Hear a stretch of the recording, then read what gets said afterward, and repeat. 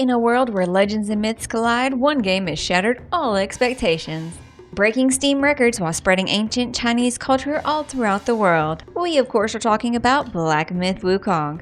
For the past 2 weeks, we've been absolutely hooked on exploring the world and overcoming the absurd amount of bosses this game throws at you. Couple that together with no microtransactions and being feature complete straight from the box, and we just might be looking at the next game of the year. I'm your host Morgan, and this is our full review for Black Myth WuKong.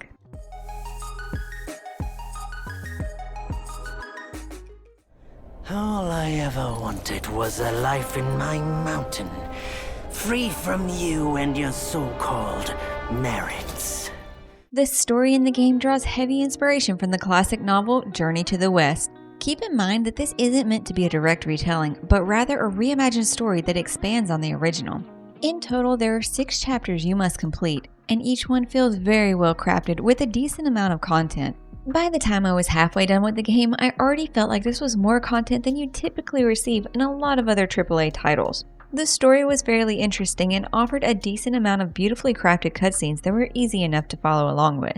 However, my personal favorite part was the stories you get in between the chapters. Each one of these feels like its own mini-story that covers a various life lesson, and the art style is truly unique for each one. For example, the one that I enjoyed the most was about a man who rescued a fox and was created in a stop-motion style. What's really interesting about these stories, though, are the crazy turns they take. Each one was an emotional ride that always left me thinking about the underlying messages and how it relates to the current events of the story.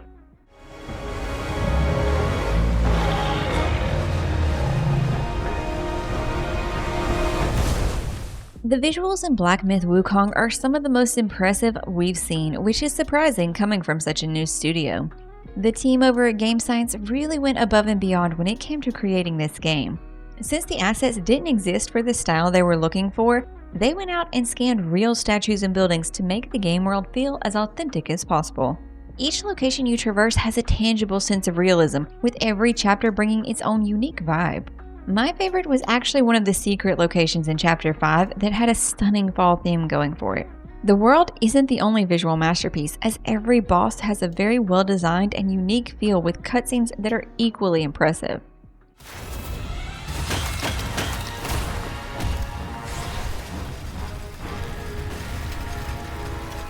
The audio quality was another area that was extremely well composed and directly complemented the visuals of the game.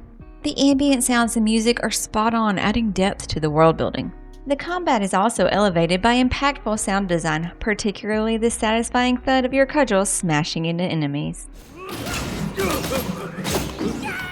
Together, the audio and visuals create a deeply immersive and engaging atmosphere. Lastly, I know some people didn't enjoy the dubbed voiceovers. However, personally, I felt that most of the voice acting was done really well, and some of the characters were quite enjoyable. What took you so long? Constipation? I was nearly cooked alive in there. You're all set, kid. You look like a fierce warrior. Come with me. Let's find out what that old monkey is up to. Moving into the gameplay portion of the video, I feel there's a lot of confusion about what kind of game this is. So we'll just say that this is an action RPG with extremely challenging combat that takes heavy influence from Souls games. Some of the similarities include the absence of a minimap, a campfire system referred to as shrines, upon resting all the enemies in the zone respawn, and very hard boss fights that often require you to learn their attacks. With those aspects in mind, there are also a few key differences that separate this game apart from most. The combat is somewhat fast-paced and can be pretty forgiving at times, though there are still fights that will challenge you and may take hours to overcome. Though if you do get stuck, you can always go kill some mobs for levels or pick up some additional skills. One of the most important parts of this game is going to be the exploration. While the game's mainly a linear path, there are several nooks with side quests or mini-bosses that could offer you items to make it easier. There are over 100 bosses in the game, and you'll generally be engaged with one every few minutes, which made the pacing feel very well done. Most bosses in the game are extremely tanky, and the fights consist of you learning their attack sequences and then chipping away at their HP as the opportunities arise. If you're someone who typically button mashes their way through combat, you're probably going to have a tough time. Aside from being tanky, each boss generally has some move up their sleeve that can one-shot you. If you're not prepared to dodge when the time comes because you're still in an attack animation, you're going to end up as a hair floating in the wind. The combat system is very combo heavy, and because of this, you'll often be animation locked in a moveset until the full rotation is completed, meaning you won't be able to dodge incoming attacks. This same principle applies to using heal potions and often led to the majority of the deaths I experienced. The game doesn't have any sort of parry or blocking mechanic, so the only way to avoid damage is through dodging. It's also the best way to build up your focus gauge, which can be used to unleash a heavy attack. Though you do have to keep in mind that dodging and attacking both consume stamina, which is needed to perform harder hitting attacks. The other way you can obtain focus is through light attacks. The Destined one has 3 different combat stances to swap between: Smash, Pillar, and Thrust. These can all be unlocked and upgraded with skill points as you level up, though you'll need to be picky early on about how you spend skill points, as there are several areas to spend them. One nice feature that this game provides is the ability to respec your character completely free of charge. If at any point you find that your build isn't working, you can always visit the nearest shrine and respec.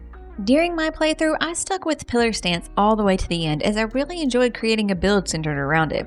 With Pillar Stance, each focus point you earned would extend the length of the pole during your heavy attack. From this position, you could block incoming damage before crashing down on the target, knocking them to the ground. I personally really enjoyed its mix of defensive and offensive uses. Outside of the pole smashing action, you'll also have a few magical abilities such as Immobilization, which lets you freeze your opponents to get in several free shots. This was definitely my favorite to use, but there's also one that allows you to leave a clone and go invisible to get a free stagger on an opponent. Then there's the Pluck of Many that lets you summon a small force of clones to deal massive damage. These are the ones I stuck with, but you can also use Stone Form if you need to block an attack, or Ring of Fire that creates a barrier around you preventing enemies from attacking. One aspect that I really enjoyed is the ability to transform into the defeated mini-bosses. This mechanic not only offers you a whole new skill set and playstyle, but also provides a separate health pool, which could be a lifesaver during intense battles. I can't even begin to tell you how many battles I won just because this was on reserve for the worst case scenario. There is also another form of spirit that can be used, however, it's just for quick ability uses. For example, one may knock an enemy down while another may do a charge or slash. These spirits can also provide you with passive stats or buffs, which can come in handy during various encounters. Another item you have at your disposal is the Vessel, and these are items that can be used to either deal damage or provide buffs. While these aren't necessary for most fights, there are a few occasions where they're a game changer. Once you've officially completed the main storyline of the game, you'll unlock New Game Plus. This will let you restart the game with all the items that you acquired during the first playthrough while maintaining your current level and skill points. If you want to obtain all the gear in the game and work towards upgrading to the maximum level, this will be required. Also, the game features 2 endings, so if you want to see them both, you'll have to complete New Game Plus. Another interesting fact is that the maximum level in the game is 342, which just so happens to be related to the age of Wukong when he reached enlightenment.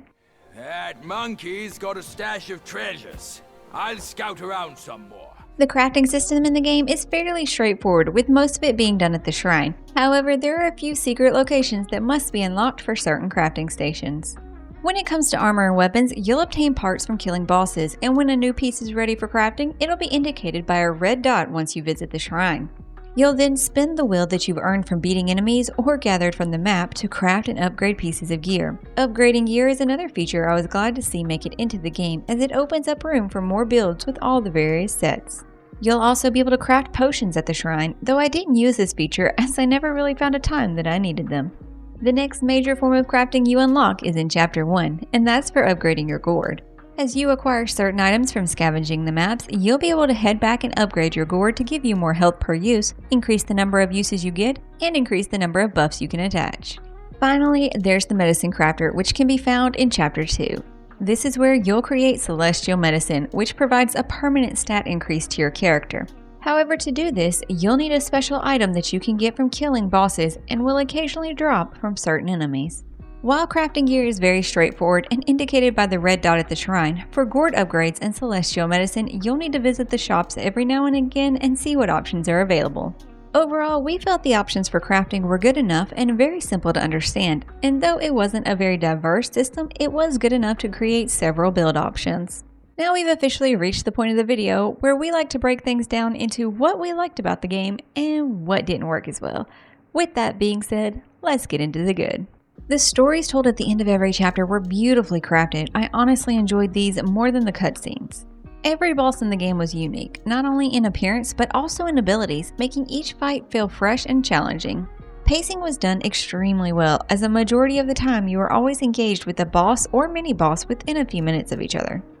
There's a decent amount of build variety between the various stances, armor choices, and spirits, allowing you to customize your character to suit your playstyle.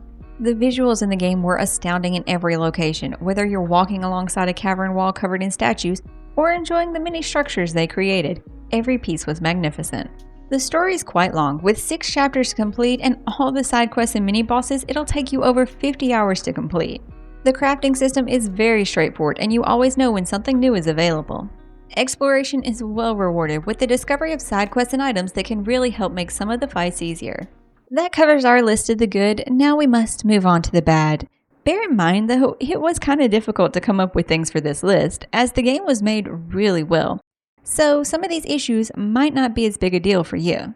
With certain bosses, the hitbox needs some polishing. There were times when it felt like my attacks just wouldn't connect, or the auto lock was targeting a terrible location. Button overlapping on the controller was extremely aggravating at times. There were often instances where I'd be trying to shapeshift, but instead my vessel would activate, or it would just flash the activation menu. Every boss in the game had aimbot enabled, as you would often find moments when you'd dodge and they would move their attack with your dodge. During boss fights, the camera would do really awkward angles at times, making it hard to see the boss and causing you to get hit by an attack you never saw coming. Losing the target lock on bosses is extremely frustrating, especially when you're trying to regain the target lock while also attempting to dodge incoming attacks. He is nothing but a monkey who lives in some storyteller's tall tale.